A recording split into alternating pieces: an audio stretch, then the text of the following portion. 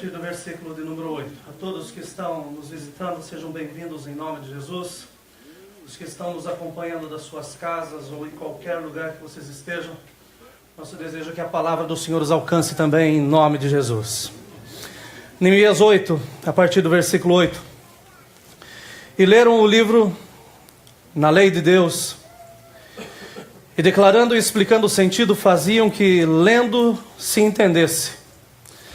E Neemias, que era Tirsata, e o sacerdote Esdras, o escriba, e os levitas que ensinavam ao povo, disseram a todo o povo: esse dia é consagrado ao Senhor vosso Deus, pelo que não vos lamenteis e nem choreis. Porque todo o povo chorava, ouvindo as palavras da lei. Disse-lhes mais: ide e comei as gorduras e bebei as doçuras, e enviai porções aos que não têm nada preparado para si. Porque esse dia é consagrado ao nosso Senhor. Portanto, não vos entristeçais, porque a alegria do Senhor é a vossa força. 2 Coríntios, no capítulo 7, vamos ler o versículo de número 10.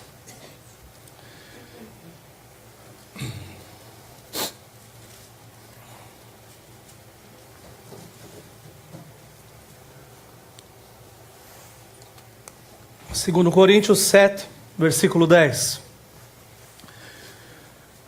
Acharam? Amém. Porque a tristeza, segundo Deus, opera arrependimento para a salvação, da qual ninguém se arrepende. Mas a tristeza do mundo opera a morte. Amém? Podeis assentar.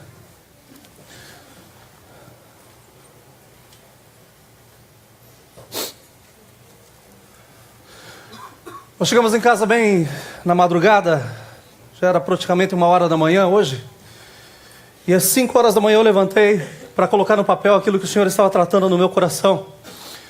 E essa palavra é para nós, essa palavra é uma palavra fresca, e eu sei que Deus tem coisas maravilhosas para fazer no nosso meio. Algo que todos nós que estamos aqui temos em comum, e muitos que estão nos acompanhando também pela internet, é o fato de nós termos passado por mudança. Dos que estão aqui, alguns já há um bom tempo, outros mais recentes, como o pastor Duda e a Thalita, ainda estão em processo de mudança. Mas enfim, nós enfrentamos os mesmos desafios decorrentes disso. Nós nos enfrentamos com a adaptação da língua, os novos vizinhos, que infelizmente nós não escolhemos, a cultura local, a comida, as leis e os hábitos do lugar em que nós estamos nos dispondo a fazer parte. A verdade é que toda mudança tem uma origem. E a mais comum aqui no nosso meio, falando de imigrantes, é recomeço. Todas as vezes que nós procuramos os nossos irmãos e perguntamos: por que você veio para cá? E eles dizem que em algum ponto da vida Deus abriu a porta para que recomeçassem. Essa é a cantiga que todos nós que estamos aqui sabemos muito bem. Embora que todos os que chegam aqui tenham uma outra cantiga e dizem que querem estar e estão cheios de ânimos e coragem para essa nova etapa da vida, por muitas vezes nós conversamos com algumas pessoas poucos dias após de chegarem, e elas já não têm mais essa mesma coragem, já não têm mais essa mesma força, porque a realidade do dia a dia realmente ela nos choca. Mas já pelo tempo que eu vivo aqui, já vão se cumprir praticamente 19 anos que estamos aqui, é muito comum nós vermos além daquilo que as pessoas falam. É muito comum a gente enxergar além da história que nos é apresentada. E eu falo isso de uma forma geral, porque nós por muitas vezes guardamos coisas que são importantes e não comunicamos a ninguém. E pensamos assim: Deus o sabe, então é com Ele que eu preciso discorrer algumas coisas. Mas nós já estamos cansados, ou melhor, já estamos acostumados, calejados com a América. E por mais que muitas pessoas falem o motivo que estão, ou por que chegaram, nós conseguimos olhar além das palavras.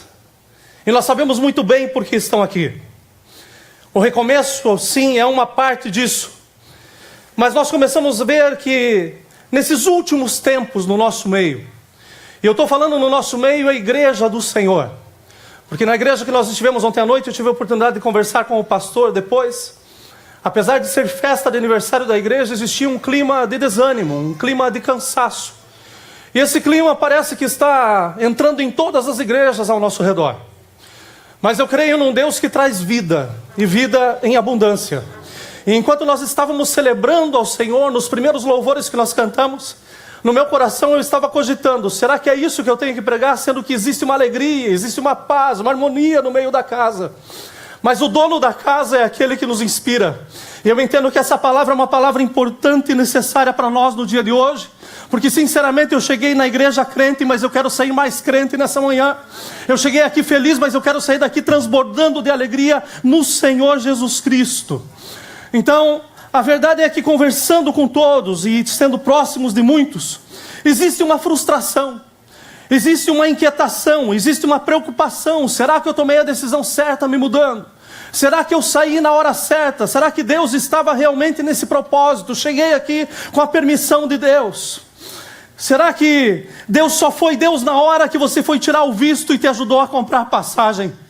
Será que Deus só foi Deus quando você estava passando a borda do México, passando por um deserto causticante, mas chegou aqui? Será que Deus só foi Deus lá e não continua sendo Deus hoje na sua vida? Deus é o mesmo ontem, hoje e será eternamente. Ele não muda. Nós mudamos, mas Ele permanece o mesmo. A verdade é que existe uma nuvem de desânimo. Existe uma falta de força tão espessa no nosso meio, que às vezes nós quase conseguimos tocá-la. Mas hoje nós vamos tocá-la para fora da casa, e a alegria do Senhor vai estar no nosso meio definitivamente. Segundo o texto que nós lemos alguns minutos atrás, no meio dessa tristeza, em que muitos estão dizendo que estão carregando, opera a morte. Mas eu quero louvar a Deus nessa manhã, porque Ele está aqui para te ajudar a desfazer as malas. Chegou a hora de você chegar na sua casa definitivamente. E aquilo que passou é passado. O Senhor é o Deus de agora, e Ele vai te ajudar a desfazer as malas. Ele está aqui para te ajudar a mover, a abrir, a colocar no lugar tudo aquilo que você trouxe dentro das caixas pesadas da sua vida.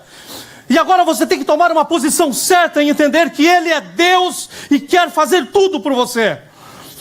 Ele está aqui não somente para colocar os teus móveis no lugar hoje, mas Ele está aqui para colocar a tua vida no lugar.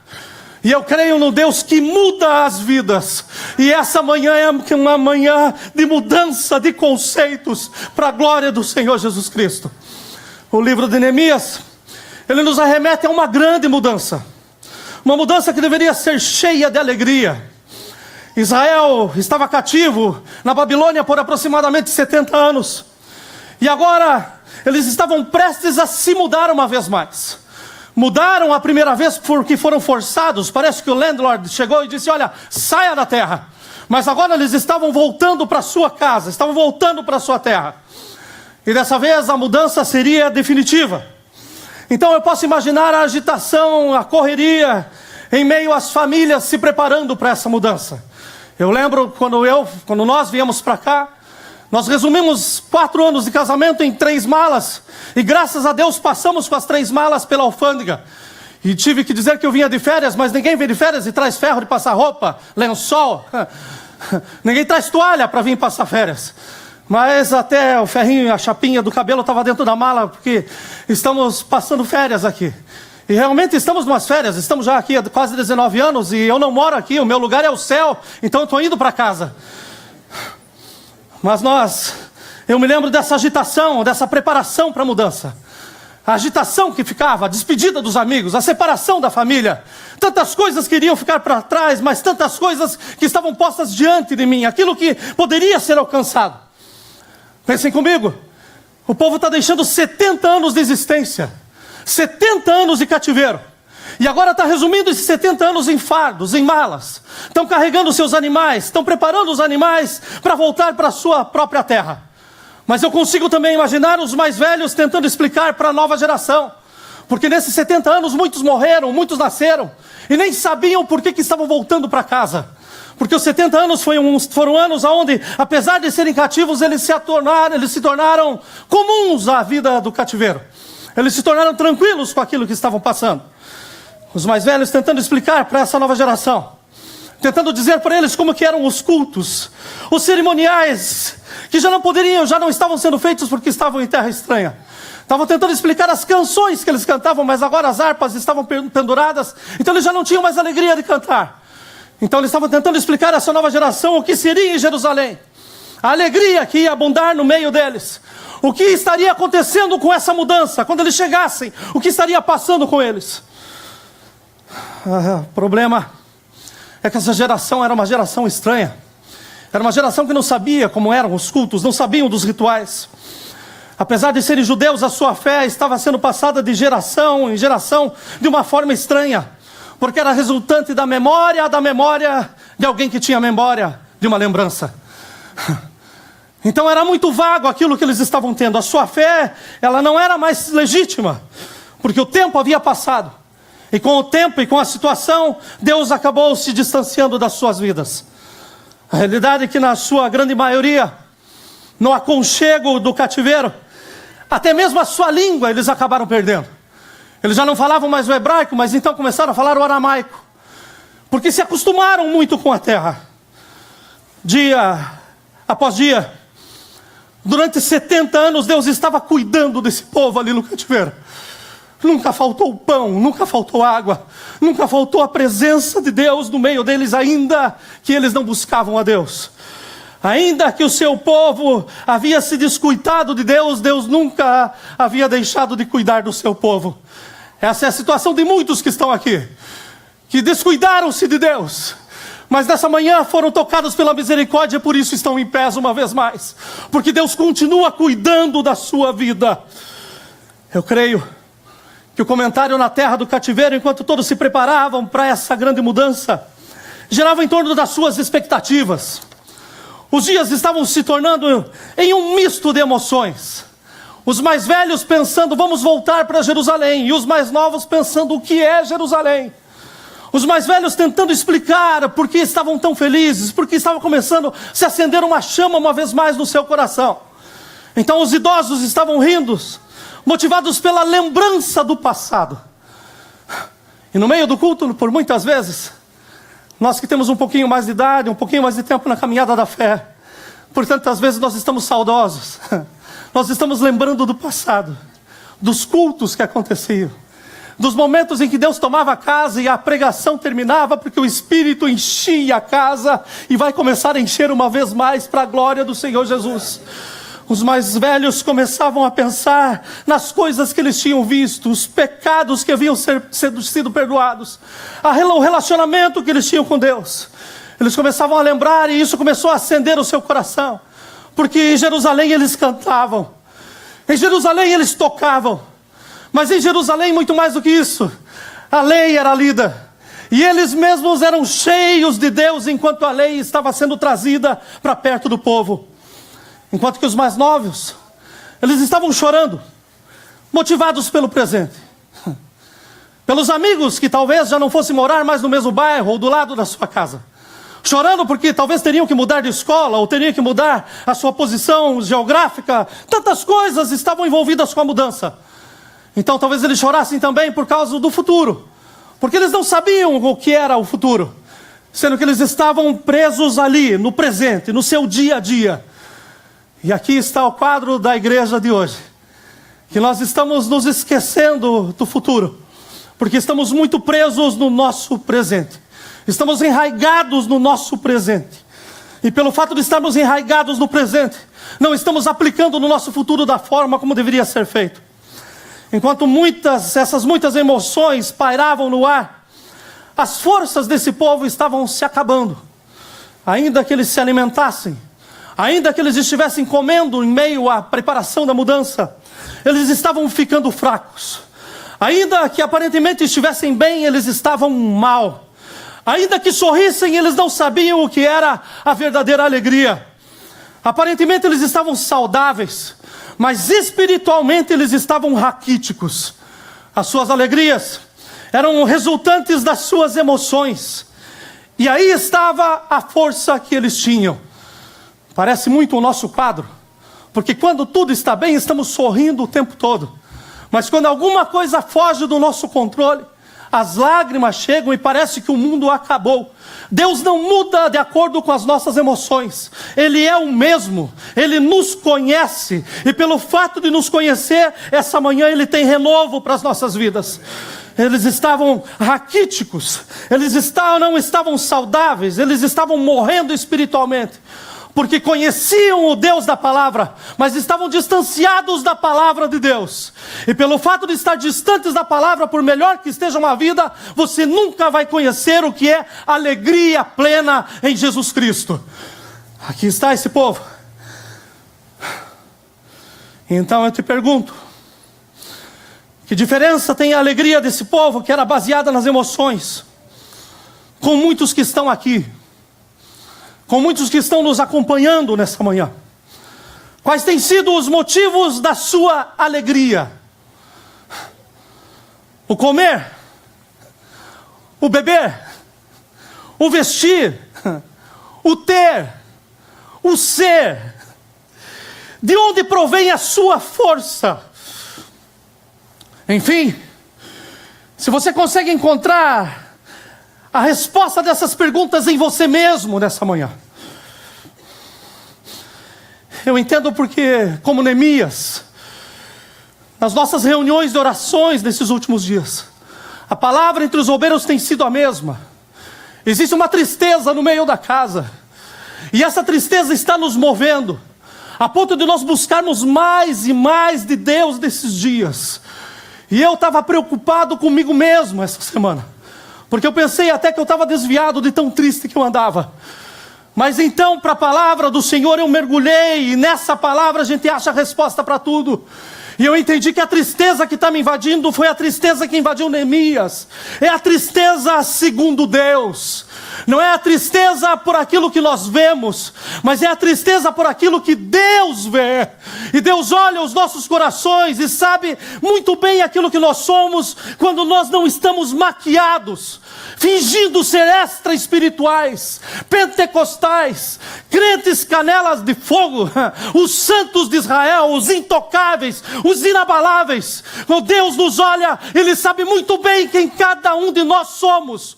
Quando nós não vestimos as roupas de crentes e queremos mostrar para os irmãos que está tudo bem, mas Ele nos olha e Ele sabe muito bem quando as coisas estão mal. E por isso essa palavra está ardendo no meu coração essa manhã, porque existe uma tristeza na minha alma, como essa tristeza que invadiu Neemias.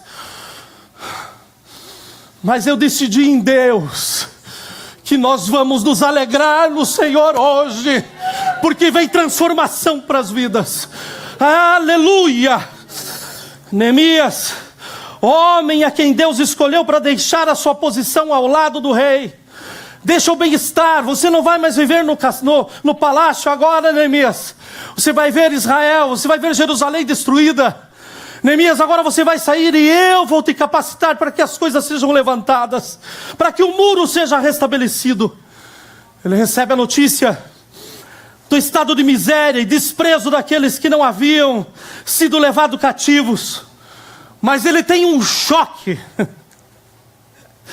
ao saber que o muro de Jerusalém tinha sido derrubado, ao saber que as portas de Jerusalém tinham sido consumidas a fogo.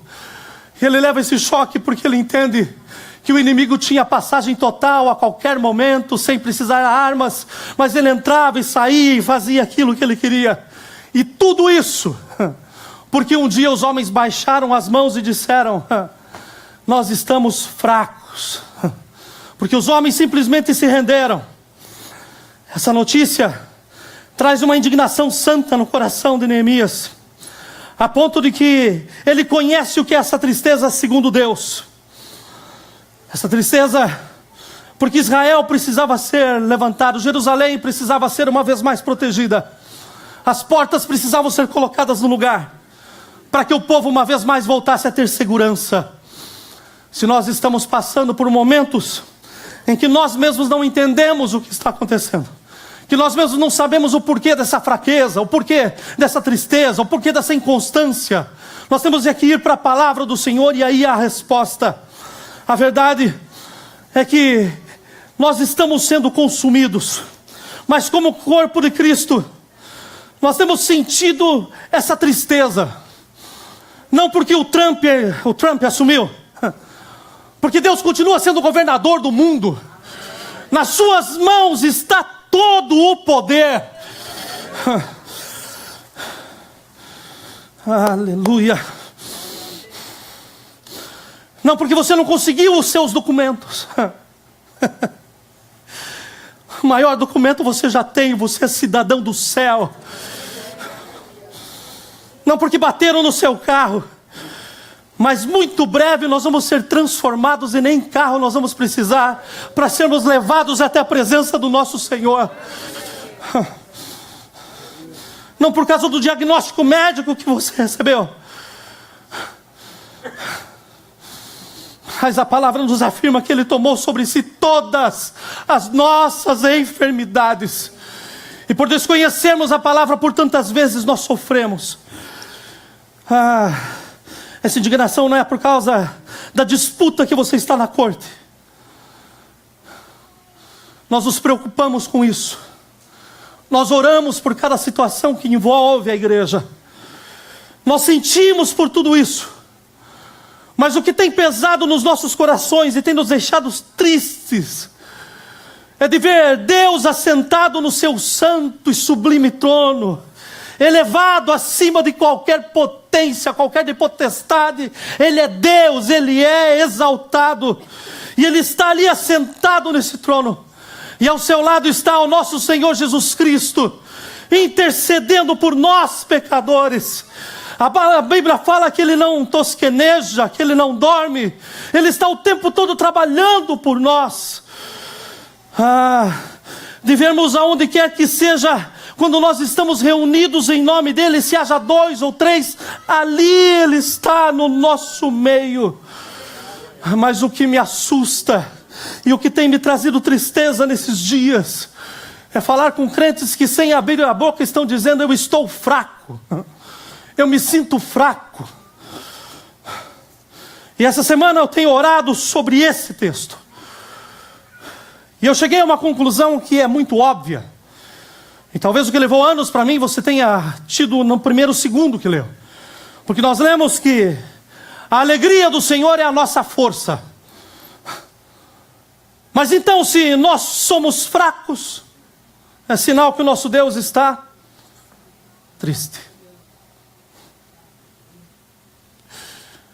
E daí, você pergunta se é possível que Deus se entristeça.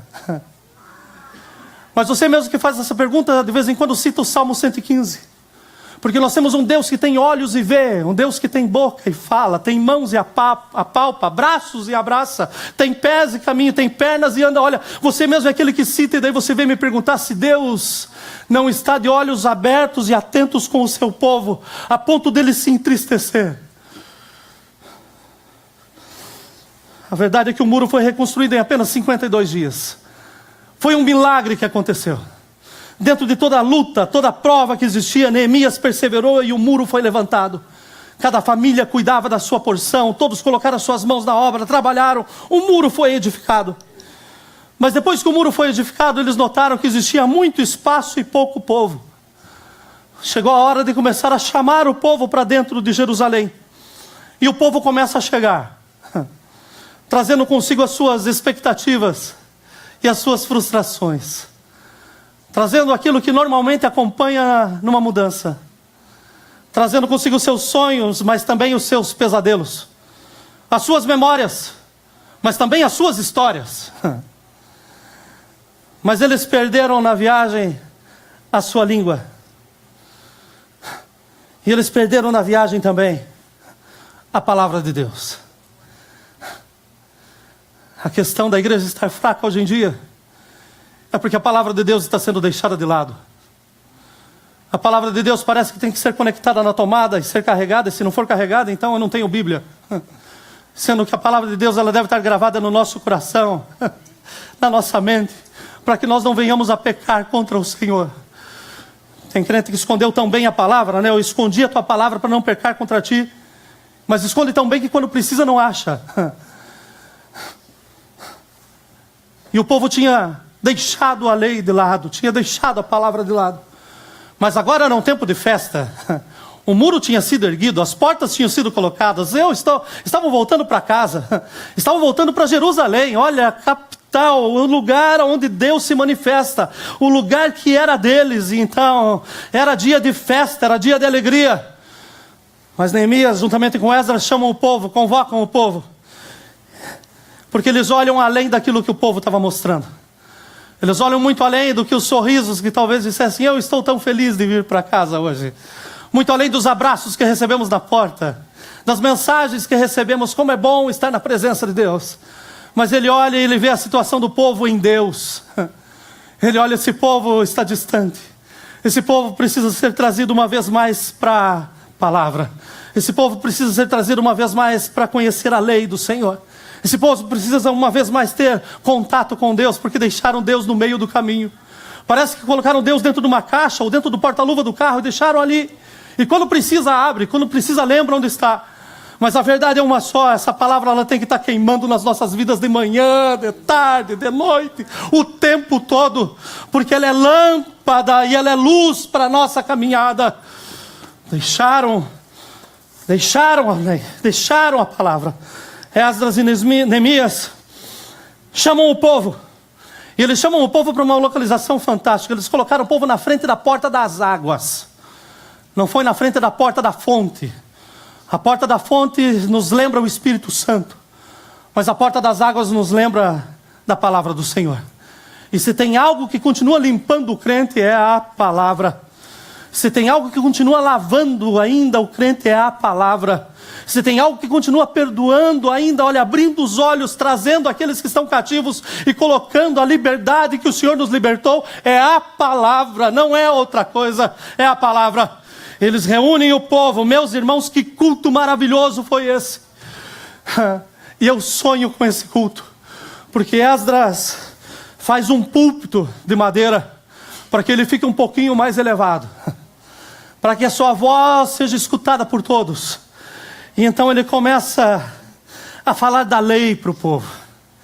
E daí esse povo que estava fraco, pensando que estava forte, começa a se desmanchar em lágrima. E era um dia de festa, era um dia de celebração.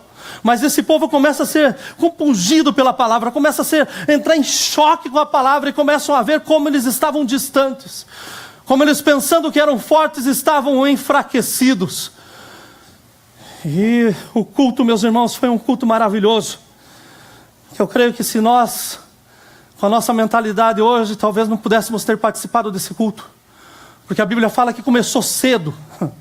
E quando começou cedo, Esdras subiu no púlpito, o povo se levantou. Quando pegou a palavra, quando pegou a lei nas suas mãos, o povo se levantou. E ficou em pé durante o culto inteiro.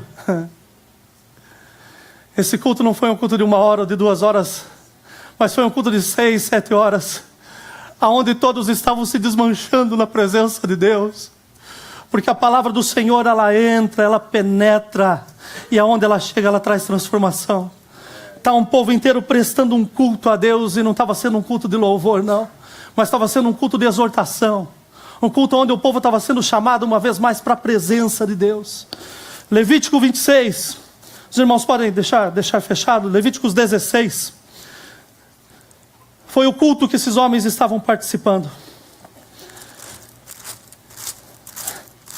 E é um culto que os doídos não podem participar. Aquele que é dodói não pode participar em culto de crente, que se sente machucado. Deus foi muito duro hoje comigo. E tem horas que eu penso nisso, gente, mas daí eu vou para a palavra e Deus falou para um profeta assim: olha, não diga que a palavra é dura. Duro é o povo. E daí eu fico tranquilo. Porque não é só comigo que acontece. Já acontecia antes. Mas a verdade é que a palavra de Deus, ela é um martelo que esmiuça a penha. Ela tem poder para quebrar a cabeça daquele que é mais fechado, daquele que está completamente preso em si mesmo. E foi isso que aconteceu nesse dia. Escutem a leitura. E falou o Senhor a Moisés, depois que morreram os 2 filhos de Arão, quando se chegaram diante do Senhor e morreram, disse, pois, o Senhor a Moisés, dize a Arão, teu irmão, que não entre no santuário em todo o tempo, para dentro do véu, diante do propiciatório que está sobre a arca, para que não morra, porque eu apareço na nuvem sobre o propiciatório. A leitura continua.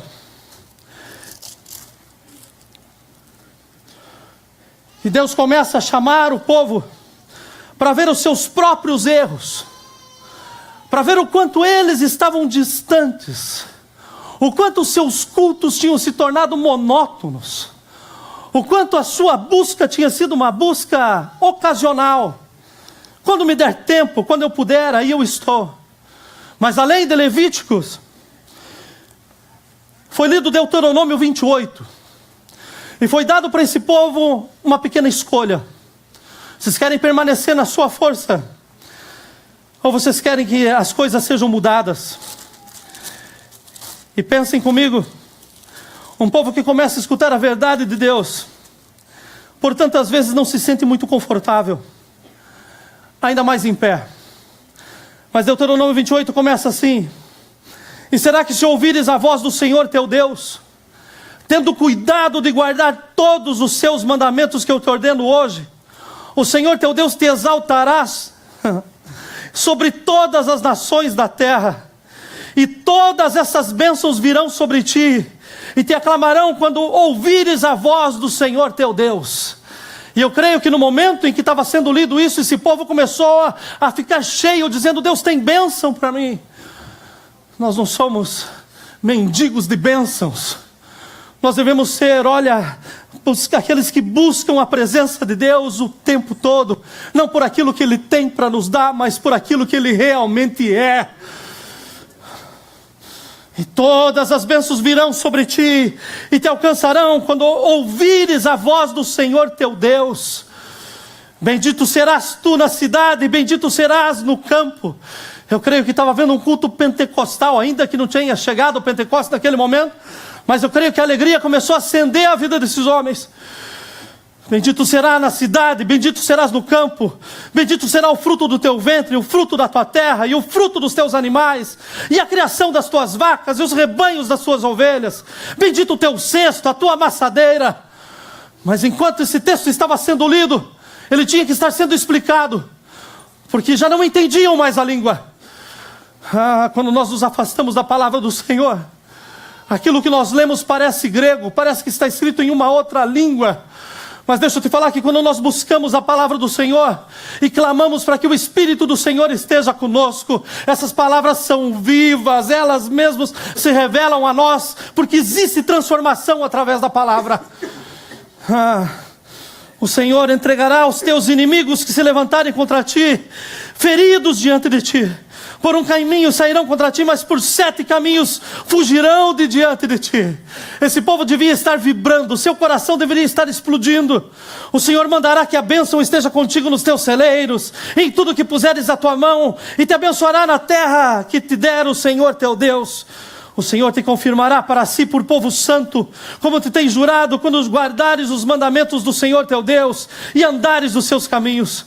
E todos os povos da terra verão que é chamado pelo nome do Senhor, e terão temor de ti. E o Senhor te dará abundância de bens no fruto do teu ventre, e no fruto dos teus animais, e no fruto da tua terra, sobre a terra que o Senhor jurou a teus pais te dar. O Senhor te abrirá o seu bom tesouro, o céu, para dar a chuva à tua terra no seu tempo, e para abençoar toda a obra das tuas mãos, e emprestarás a muitas gentes, porém tu não tomarás emprestado. E o Senhor te porá por cabeça, e não por cauda, e só estarás em cima, e não debaixo, quando obedeceres aos mandamentos do Senhor teu Deus, que hoje te ordeno, para os guardar e fazer. E não te desviares de todas as palavras que hoje te ordeno, nem para a direita, nem para a esquerda, para andares após outros deuses, para os servires. Imaginem comigo, como que estava a força desse povo ao ouvir promessas como essa, ao escutarem que Deus era tudo e estaria juntamente com eles.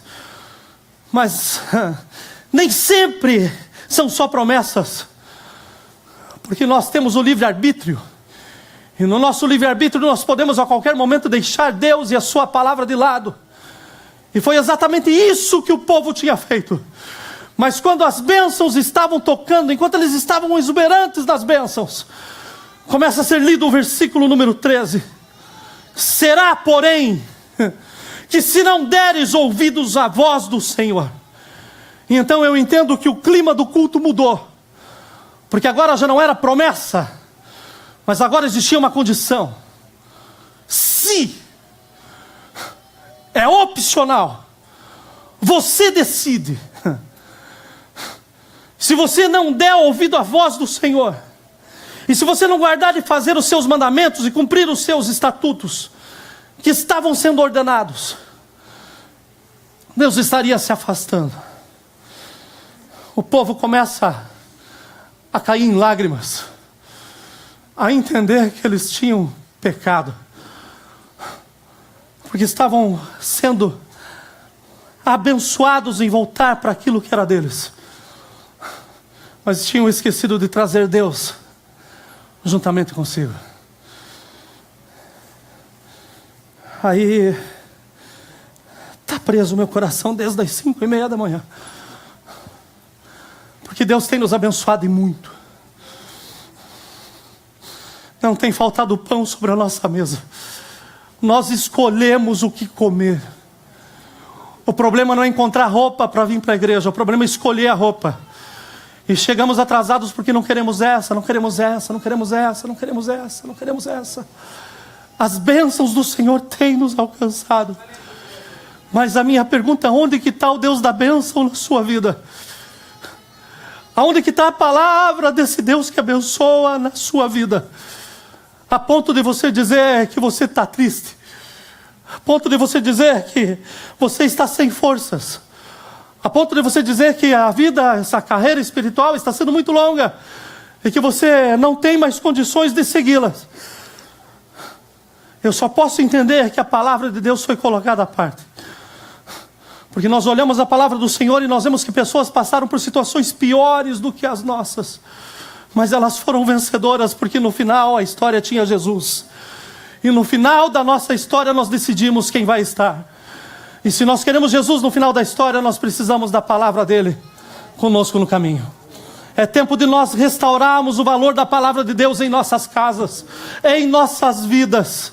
É tempo de nós mergulharmos na palavra do Senhor e termos certeza de que Deus está no comando de todas as coisas. Tudo vai acontecer ao seu tempo. Eu tenho sonhando esses dias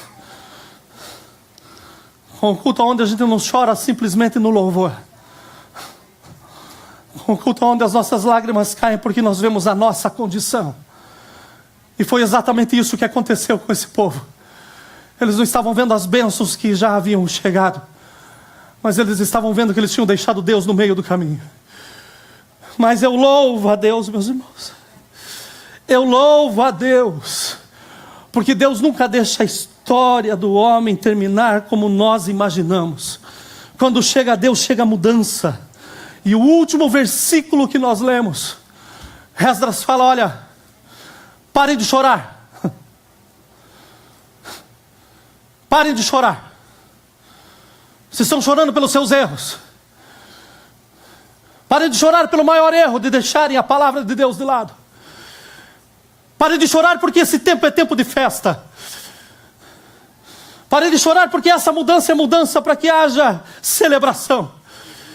Parem de chorar porque os muros foram erguidos, as portas foram colocadas para que o inimigo fique do lado de fora, mas para que haja gozo com o Senhor do lado de dentro. A alegria do Senhor é a nossa força. E se nós estamos nos sentindo fracos, é sinal que em algum ponto da nossa história nós entristecemos a Deus. Mas hoje é dia de nós nos arrependermos, confessarmos os nossos pecados, pedirmos perdão ao céu e recebemos um toque definitivo do Senhor em nossas vidas, e com essa força continuarmos a nossa jornada, porque o Senhor Jesus está voltando e em breve nós estaremos indo para casa.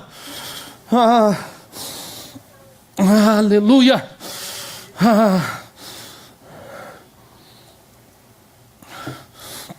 como Israel, hoje nos encontramos em nosso meio o motivo real desse culto. E foi isso que levou esses homens ao choro. O Espírito Santo é aquele que convence. E ninguém melhor do que Ele para te dizer como que está a sua força, para te dizer como está a sua vida. E foi Deus, pela palavra, que começa a mostrar a esse povo da necessidade de um arrependimento, para que então eles pudessem encontrar a alegria do Senhor. E com a alegria do Senhor eles voltassem a ter força. A minha oração nessa manhã é por você que se sente fraco, mas que serve a um Deus que com a sua alegria nessa manhã te esforça. Eu amo a Deus, meus irmãos, porque Ele não precisa expor ninguém. Ele conhece a nossa intimidade, Ele sabe como nós chegamos aqui. E muito mais do que isso, Ele sabe como nós vamos sair daqui essa manhã. Nós vamos sair na força do Senhor, porque a alegria do Senhor é a nossa força. A minha oração nessa manhã é para você que, como salmista, pode orar com sinceridade, como ele fez no Salmo 51. Na verdade é um cântico, mas existem muitas orações que podem ser cantadas. E ele cantou o seguinte: cria em mim, ó Deus, um coração puro, e renova em mim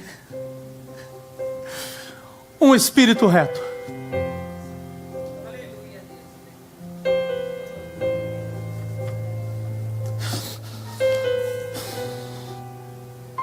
Não me lances fora da tua presença, e não retiras de mim o teu Espírito Santo.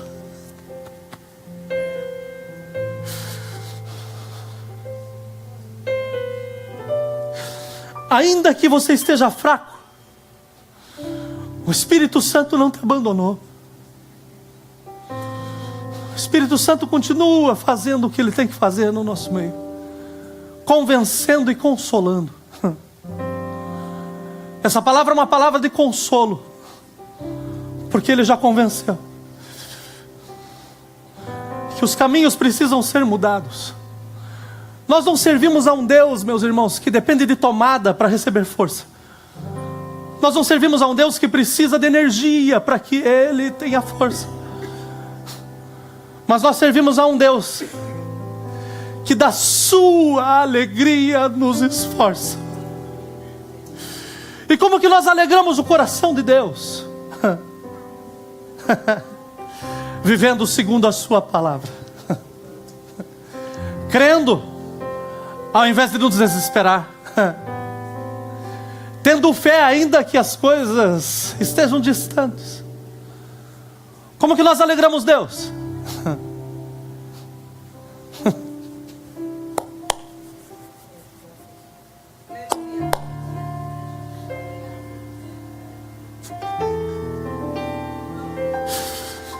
Nós alegramos a Deus fazendo a sua palavra ser vida em nossas vidas. Não é simplesmente sabendo o que passou com alguém, não, mas é tomando posse e dizendo: é comigo. É no momento mais difícil das nossas vidas nós podemos falar como Jó: eu sei, ou melhor, eu bem sei que o meu Redentor vive, e que no fim Ele se levantará. E se o nosso Redentor vive, meus irmãos, então hoje nós temos um motivo ainda maior do que o povo de Israel para nos alegrarmos, porque eles esperavam Ele vir e não o aceitaram. Mas nós estamos esperando Ele retornar para nós irmos com Ele. Aleluia. Como que nós fazemos essa palavra viva?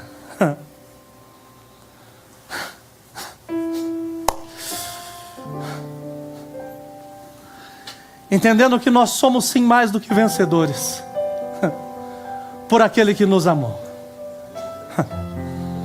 Como que nós fazemos essa palavra viva? Tomando posse de tudo que nela está contido, e sabendo que não é uma história,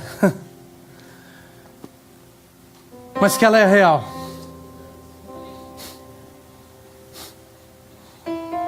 E muitos precisam ver essa palavra, e eles só vão ver quando nós começarmos a vivê-la. Renova em mim, Senhor, um espírito reto. Não me lances fora da tua presença, Senhor. Eu creio que o choro desse povo era esse choro. Deus, nós te deixamos no caminho, mas não nos lança fora. Nos aceita, Deus, olha, nos aceita. Meus irmãos, quando nós estamos errados, quando nós começamos a chorar porque erramos, é difícil da gente achar consolo. Mas Esdras levanta e fala assim: olha, chega de choro, porque agora é tempo de festa, agora é tempo de alegria, agora é tempo de se esforçarem na alegria do Senhor. Sabe qual que é a maior alegria que eu tenho? Que um dia eu vou parar de pagar a prestação da minha casa. E eu vou conhecer a casa que está sendo feita para mim por mãos pelo maior arquiteto, meus irmãos, que o mundo não conheceu. Eu me alegro porque eu sei que essa palavra ela vai ser completa em mim. E aí eu me esforço. Então nós temos que alegrar o nosso Deus. O salmista termina essa oração dizendo assim: Senhor, torna a dar-me a alegria da tua salvação e sustém-me com um espírito voluntário.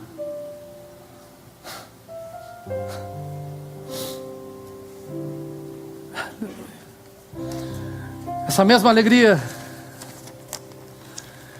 que Israel encontrou nessa mudança, ela está aqui hoje.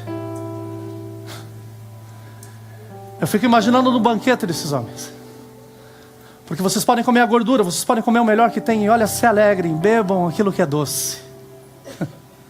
Se alegrem, porque Deus está na casa. Se alegrem porque chega de chorar, na presença de Deus há abundância de alegria. Chega de chorar porque na presença do Senhor até a tristeza ela salta de alegria.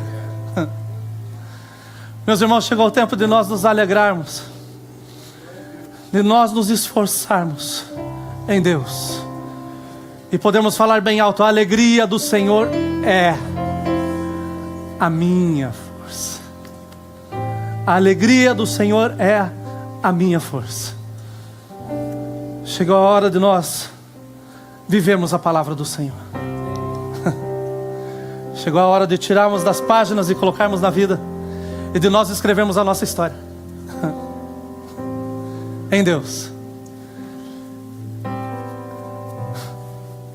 E essa história é linda. Homens que não tinham força, mas a alegria do Senhor os levantou. Eu quero convidar você para se mudar hoje.